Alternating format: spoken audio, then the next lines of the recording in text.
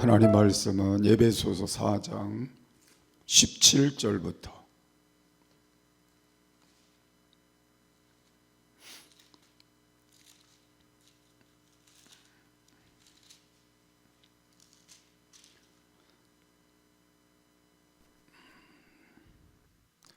32절까지 보겠습니다. 우리 쭉 같이 읽겠습니다. 그러므로 내가 이것을 말하며 주 안에서 증거하노니 이제부터는 이방인이 그 마음에 허망한 것으로 행함같이 너희는 행하지 말라. 저희 총명이 어두워지고 저희 가운데 있는 무지함과 저희 마음이 굳어짐으로 말미암아 하나님의 생명에서 떠나 있도다. 저희가 감각 없는 자 되어 자신을 방탕에 방임하여 모든 더러운 것을 욕심으로 행하되 오직 너희는 그리스도를 이같이 배우지 아니하였느니라. 진리가 예수 안에 있는 것 같이 너희가 과연 그에게서 듣고 또한 그 안에서 가르침을 받았을진데 너희는 유혹의 욕심을 따라 썩어져가는 구습을 쫓는 옛사람을 벗어버리고 오직 심령으로 새롭게 되어 하나님의 을 따라 의와 진리의 거룩함으로 지으심을 받은 새 사람을 입으라. 그런즉 거짓을 버리고 각각 그 이웃으로 더불어 참된 것을 말하라. 이는 우리가 서로 지체가 됨이니라. 분을 내어도 죄를 짓지 말며 해가 지도록 분을 품지 말고 마귀로 틈을 타지 못하게 하라. 도적질하는 자는 다시 도적질하지 말고 돌이켜 빈궁한 자에게 구제할 것이 있기 위하여 제 손으로 수고하여 선한 일을 하라. 무릇 더러운 말은 너희 입 밖에도 내지 말고 오직 덕을 세우는 데 소용되는 대로 선한 말을 하여 듣는 자들에게 은혜를 끼치게 하라. 하나님의 성령을 근심하게 하지 말라. 그 안에서 너희가 구속의 날까지 인치심을 받았느니라.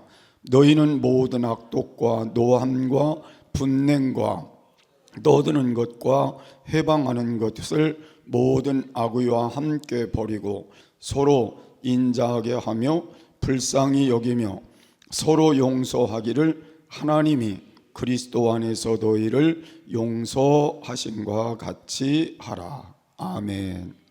우리 함께 인사하겠습니다. 할렐루야. 내가 믿으면 하나님의 영광을 보리라. 아멘. 오늘 제목은 변화는 계속되어야 합니다 라는 말씀을 나눌 것입니다.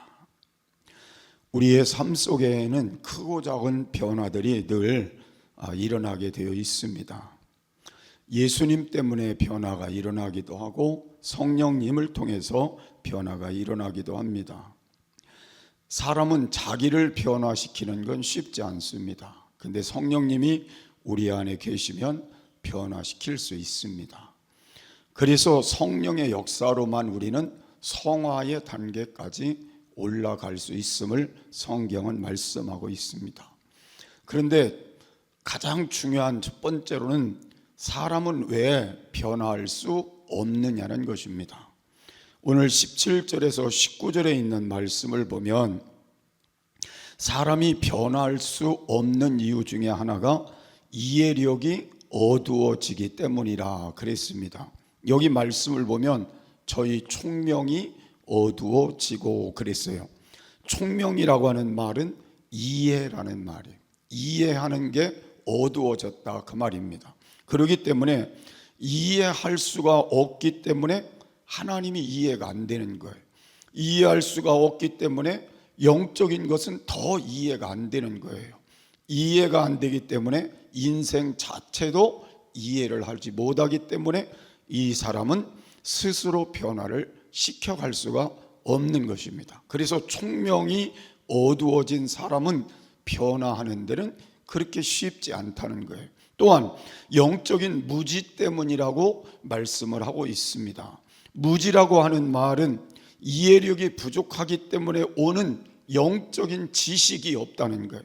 그렇기 때문에 영적으로 지식이 없으니까 우리의 삶의 변화를 가져올 수가 없는 것입니다. 또한 보이지 않는 마음의 눈이 우리 안에 어두워져 있기 때문이라고 말씀하고 있습니다. 여기 저희 마음이 굳어짐으로 말미암아, 여기 굳어졌다고 하는 말은 눈이 어둡다 그런 말이에요. 그러니까 우리의 마음의 눈이 어두워졌기 때문에 우리는 스스로 변화를 시킬 수가 없다는 말이에요. 왜냐하면 내 마음의 눈이 어두워지니까 모든 게 이해가 안 되는 것이고 모든 게 깨달아지지 않는 것이고, 그러니까 자신이 앞을 내다볼 수가 없는 거예요. 그러니까 변화되는 길을 갈 수가 없다는 말입니다. 그 다음에는 생명이 없다 그랬어요. 생명이 없다는 말은 죽었다는 말이잖아요. 그러니까 죽은 사람이 어떻게 자신을 변화시킬 수 있겠어요? 그래서 변화가 안 되는 거예요. 그 다음에 무뎌진 감각 때문에 변화가 없다고 19절은 말씀을 하고 있습니다. 저희가 감각 없는 자 되어 그랬습니다. 감각이 없다는 말이 이해가 되실는지 모르지만 이해가 되세요? 사람이 어떤 때는 자기 살짝만 꽂아봐도 아파요, 안 아파요? 아픈데 막 우리가 발이 얼었든지 막 얼어가지고 있을 때 감각이 없을 때 있죠. 그러면 감각이 없을 때는 쉽게 표현하면 당이 심한 사람들이 감각이 없으니까 발가락이 썩어져 가도 느끼질 못하는 거예요. 그래서 이 당뇨 있는 사람은 맨발로 황토 길을 걸으면 안 된대요. 왜냐하면 감각이 없으니까 병균이 침투할 수도 있고 또 어떤 일을 통해서 상처가 날 수도 있는데 그 일로 더 큰 병을 얻을 수도 있다 그러더라고요. 그러니까 우리에게 감각이 없다는 건 어쩌면 우리에게 있어서 불행한 일일 수도 있는 거죠. 우리가 가만히 생각해 보면 죄를 지면서도 감각 없는 사람 있을까요? 없을까요? 있어요. 나쁜 일을 하면서도, 남에게 피해를 주면서도, 그리고 감정 처리가 안 돼서 우리 삶이 잘못하면서도 감각 없는 사람이 있어요. 그리고 더러운 일을 행하면서도 감각이 없는 사람이 있잖아요. 그래서 그 길로 가는 거예요. 그래서 우리가 가만히 생각해 보면 이런 사람은 변화될 수가 없어요. 감각이 있어야 변화가 되지 않아요. 이거 잘못된 거구나, 이건 고쳐야 되겠구나, 이것이 내가 할 일이 아니고, 이렇게 변화가 되는 건데 감각이 없기 때문에 변화가 될 수 없다 그랬습니다. 또한 무질서한 성적인 타락이 감각을 우리의 삶을 변화시킬 수가 없다는 거예요. 여기 보니까 자신을 방탕에 방임하여 그랬어요. 여기 방임한다는 말이 뭐냐면 제멋대로 하게 내버려 둔다 그런 말이에요. 사람이 제재를 할 때에 제재가 돼야 거기에 빠지지 않잖아요. 근데 제재를 못하고 제멋대로 하게 내버려 두니까 성적으로도 타락하는 길로 제멋대로 가는 것이고, 잘못된 제재 있는 길로 제멋대로 방탕하게 가는 거예요. 그러니까 이런 사람은 변화될 수가 없다는 거예요. 또한 여기 보니까 더러운 것을 욕심으로 행하되 그랬으니까 욕심이 나를 변화시킬 수 없다는 겁니다. 그래서 우리에게 중요한 건 변화된 삶을 사는 게 맞는 것인데, 우리가 이런 것들로 인하여 성령으로 거듭나기 전에는 전부 이 삶 때문에 우리 스스로 변화된 삶을 갖지 못하고 살아왔는데, 중요한 건 뭐예요? 내가 성령을 통하여 누굴 만나고요? 예수님을 만나고, 예수님을 통하여 내 죄사함 받고 내가 성령으로 새 사람 되니까 그때부터 어떤 역사가 일어났어요? 지금 말씀드린 변화가 거꾸로 영향력을 가져오니까 그때부터 변화가 오기를 시작한 거예요. 아멘. 그래서 여러분과 제가 예수를 믿는 지금과 예수 믿기 전의 삶은 천지 차이로 달라져 있다는 걸 깨달을 수가 있습니다. 근데 이게 변화되지 않은 사람은 아직도 어디에 있는 거예요? 아직도 지금 말씀드린 거에 머물러 있는 사람이죠. 진짜 예수님을 만난 사람은 변화되는 게 맞는 거예요.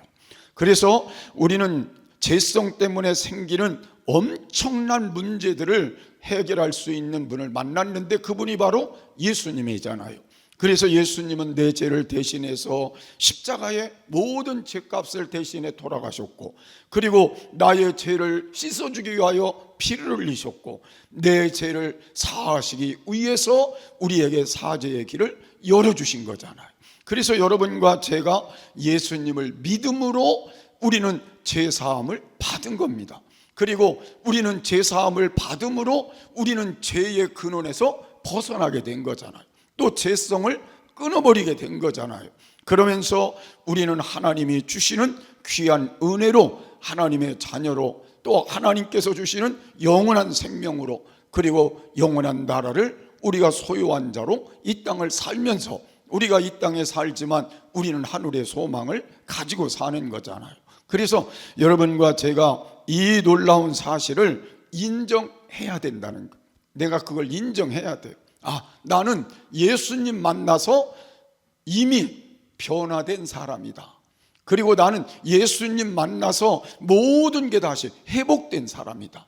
그렇기 때문에 여러분들은 스스로가 이제부터 여러분은 변화된 삶을 자꾸 추구하며 사는 게 맞는 것입니다. 그래서 우리는 하나님의 아버지가 되시고 예수님 우리 구주가 되시고 성령이 나를 돕는 분이 되시니, 여러분들은 하나님 안에서 이 말씀을 붙들고 날마다 변화를 위해서 노력해가는 삶이 우리에게 가장 중요한 것이라고 말씀하고 있는 겁니다.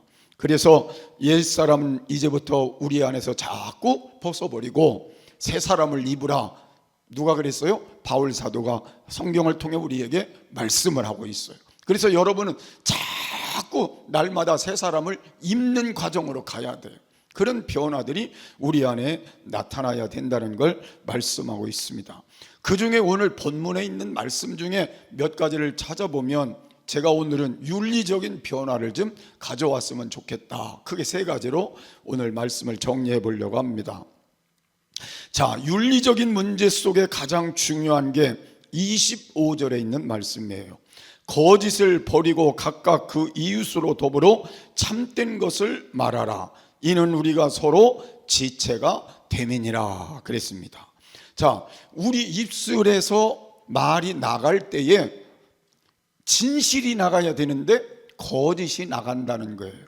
근데 우리가 하나님 안에서 변화된 사람인데, 하나님 안에서 하나님의 은혜로 진실하게 진리로 무장된 사람이고, 진리가 되신 예수님이 우리 안에 계신 사람인데 우리가 거짓이 나가면 안 되잖아요.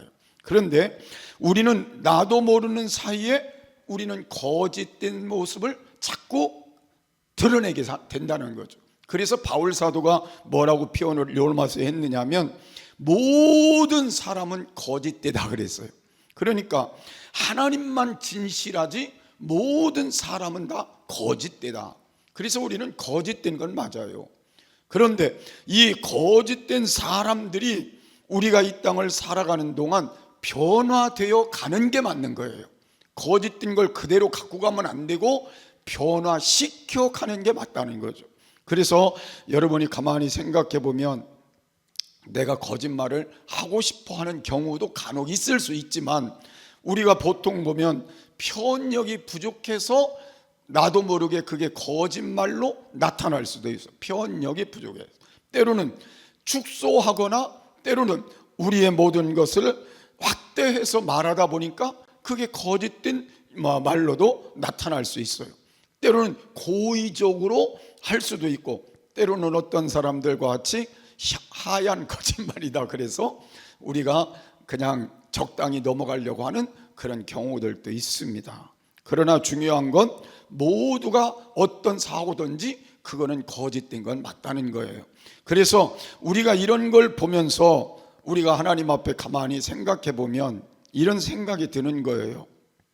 당신이 거짓말장이야 라고 이렇게 가리키면 엄지손가락과 이 검지손가락이 가리키고 있는데 세 개는 누구를 가리키고 있을까요? 세 개는 나를 가리키고 있는. 그러니까 실제는 당신이 거짓말장이야 그렇게 말할 때 내가 더 거짓말장이다 그런 말.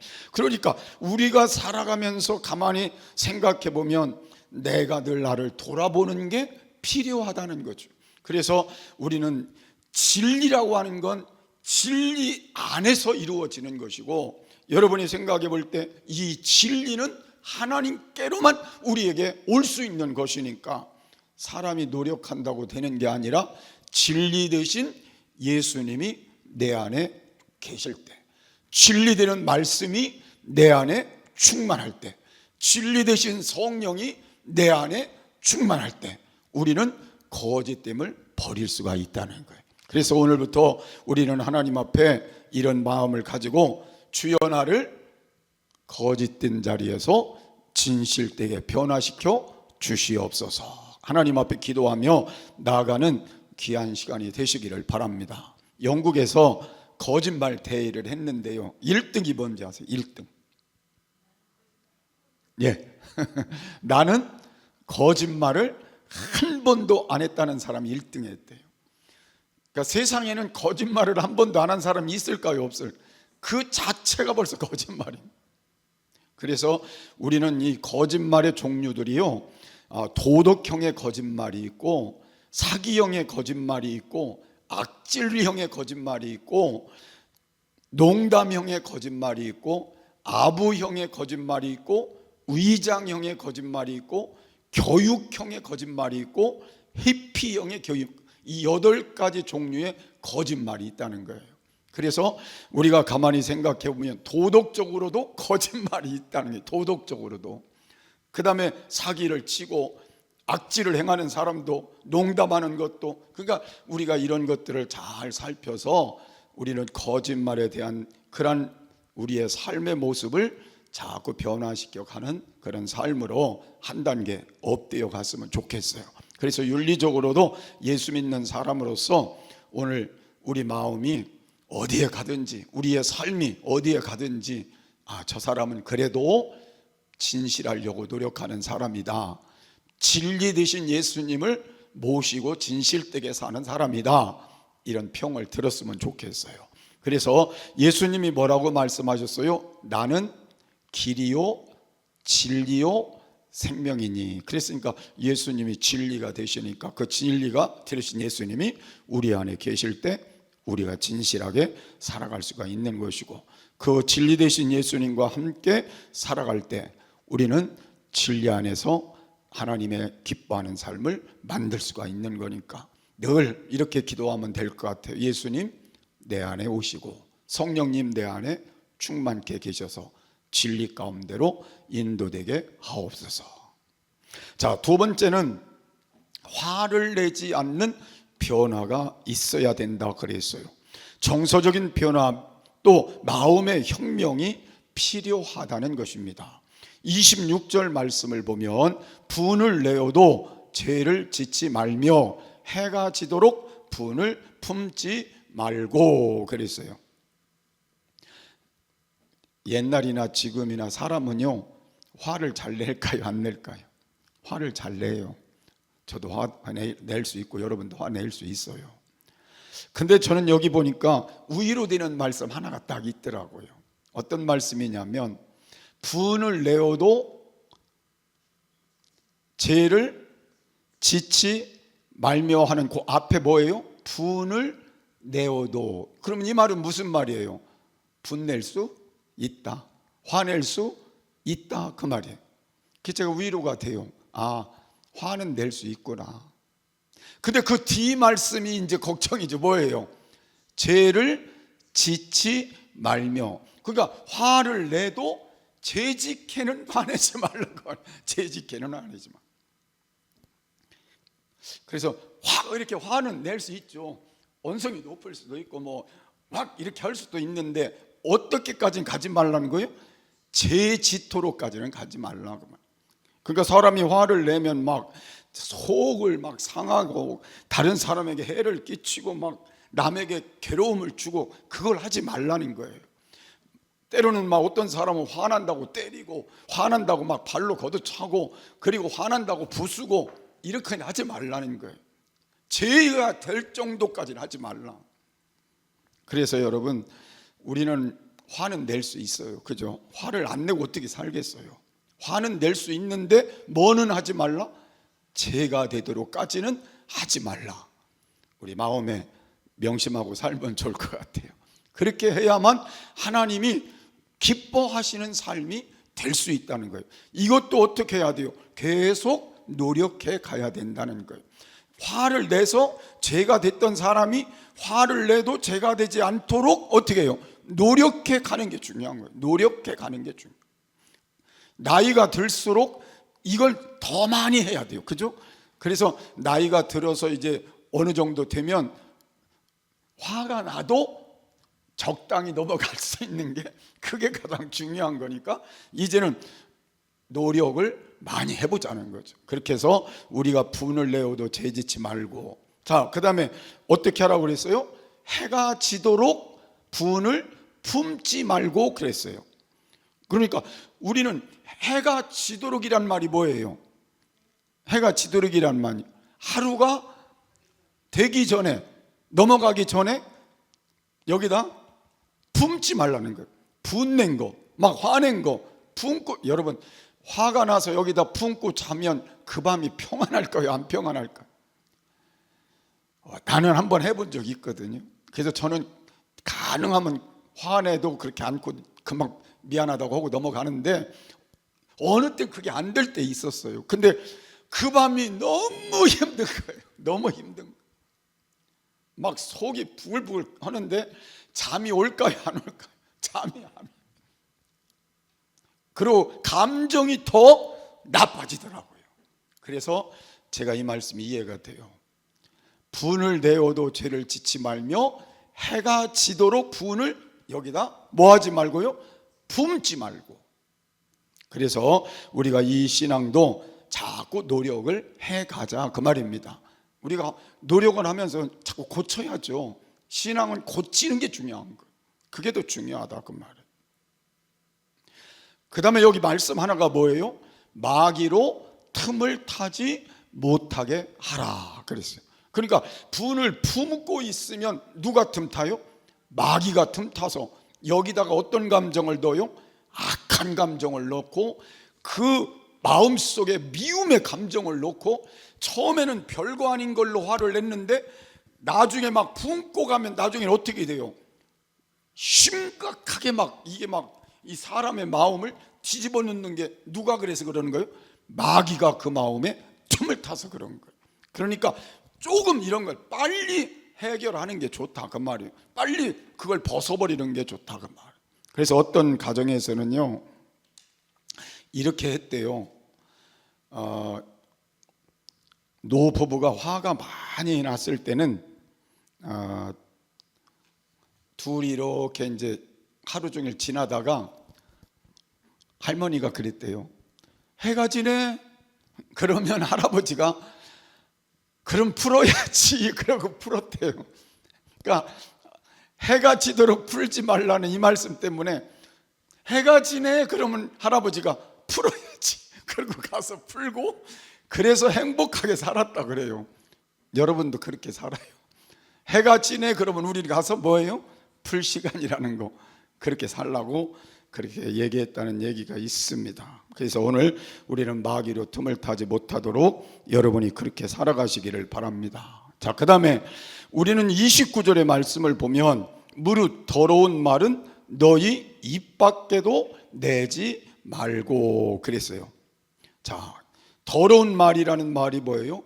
들어서 불편한 말, 속상한 말, 평화를 깨는 말, 남의 인격을 손상시키고 기분 나쁘게 만들고 자존심 상하게 만들고 때로는 더러운 말이 될 수도 있는 거죠. 그래서 우리가 이건 입에도 올리지 말라 그랬어요. 근데 사람이 참 신기한 게요, 이런 말 하는 게 즐거워지, 이런 말 하는 게 즐겁다니까요. 근데 이게 옳은 거예요, 아닌 거예요? 아니요. 저도 그래서 이번에 기도원에 가서 그래 회개했어요. 내가 어떤 목사님 평을 좀 했는데 가만히 생각해 보니까 옳은 거 아니잖아요. 그래서 하나님, 제가 어느 목사님 이렇게 평을 잘못했으니 용서해 달라 그랬어요.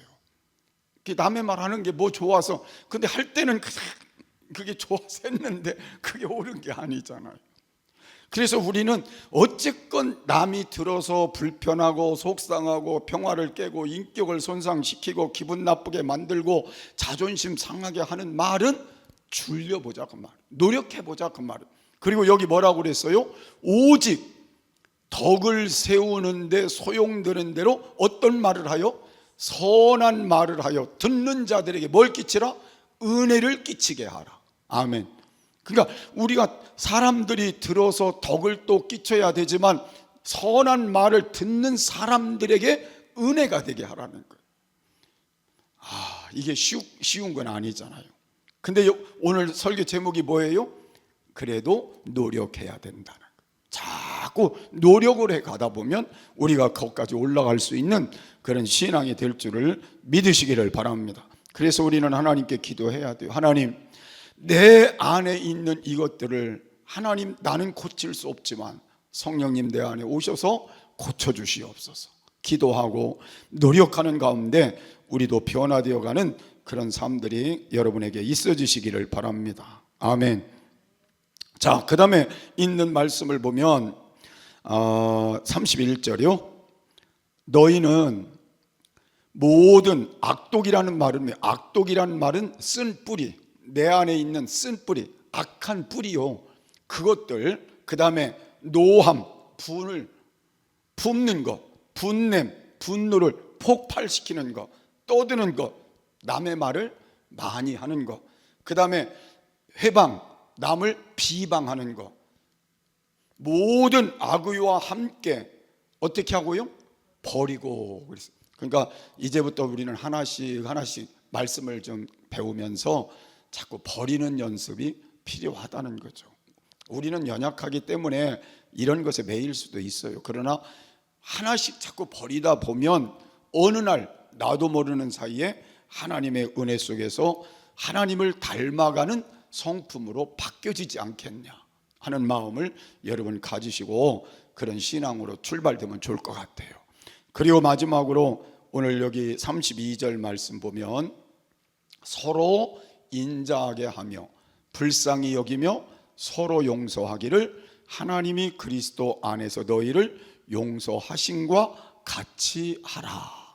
여기 서로 인자하게 하며 하는, 여기 인자하게 하는 그 말씀은 친절하게, 그 말이에요. 친절하게 하며. 그러니까 우리는 모든 사람들, 가정으로부터 시작해서 모두에게 어떻게 하라고요? 친절하게 하라, 그런 말이고요. 그 다음에 여기 말씀을 보니까 불쌍히 여긴다는 말은 뭐예요? 모든 사람에게 부드럽게 하며, 부드럽게 하라는 거예요. 그러니까 내가 불쌍히 여기게 되면 마음이 어치근한 마음이 들잖아요. 그러니까 부드러운 마음이 가지요. 그래요, 안 그래요? 내가 아내를 불쌍히 여기면 말이 어떻게 가요? 부드럽게 가지요. 불쌍히 안 여기면 어떻게 돼요? 하고 싶은 말 가지요. 근데 아내가 불쌍하다, 남편이 좀 불쌍하다 그러면 자꾸 마음이 부드러워지는 거예요. 그 말을 하라, 그 말. 그 다음에는 하나님이 나를 용서하심과 같이 너희도 서로 용서하라. 그러니까 우리가 하나님한테 너무 큰 용서 받았잖아요. 그래서 우리도 그 마음으로 용서하며 살아라. 이게 오늘 여러분과 제가 나눈 말씀이에요. 그래서 우리는 주님 앞에 가는 날까지 변화를 계속해서 하나님 앞에 갖고 가야 되는 거예요. 그래서 오늘부터 또다시 나를 변화시키는 한 걸음 한 걸음이 되시기 바라고, 그래서 우리 모두가 조금씩 변화되어서 하나님 앞에 이렇게 보실 때 합당하고 사람들이 볼 때 귀하고 존귀하게 볼 수 있는 그런 자리까지 갈 수 있게 되기를 바라고, 또 우리 자녀들이 우리를 보고 우리 아버지 어머니 같이 나도 저렇게 하나님의 귀한 삶으로 바뀌어져 살아야 되겠다, 거기까지 가면 얼마나 좋겠어요. 그런 신앙으로 승리하시기를 주의 이름으로 축복합니다.